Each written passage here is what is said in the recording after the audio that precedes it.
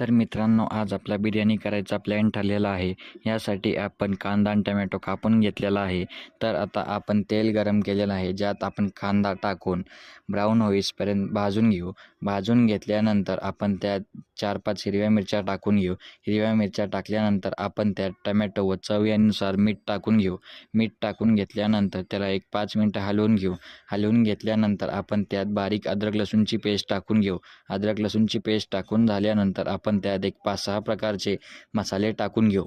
मसाले टाकून एक 5 मिनटं त्याला परतून घेऊ. परतून घेतल्यानंतर आपण चवीनुसार दही टाकून हलवून घेऊ. हलवून घेतल्यानंतर आपण बारीक कट केलेला पुदिना व कोथिंबीर टाकून घेऊ आणि एक 5 मिनटं हलवून घेऊ. हलवून घेतल्यानंतर आपण एक थोडंसं तूप टाकून घेऊ. तूप टाकून घेतल्यानंतर एक 2 मिनटं शिजवून घेऊ. शिजवून घेतल्यानंतर आता आपण एक 2 किलो चिकन घेतलेलं आहे, जे आपण स्वच्छ पाण्यात धुवून घेतलेलं आहे. तर ते आता आपण ह्याच्यात ट्रान्सफर करून घेऊ. ट्रान्सफर केल्यानंतर आता त्याला एक 5 मिनटं शिजवून घेऊ. शिजवून घेतल्यानंतर आता आपण त्यात राईस टाकून घेऊ. राईस टाकून घेतल्यानंतर आता आपण त्यावर कलर टाकून घेऊ. कलर टाकल्यानंतर आपण त्याच्यावर एक बारीक कट केलेली कोथिंबीर टाकून घेऊ. तर आता आपली बिर्याणी रेडी झालेली आहे.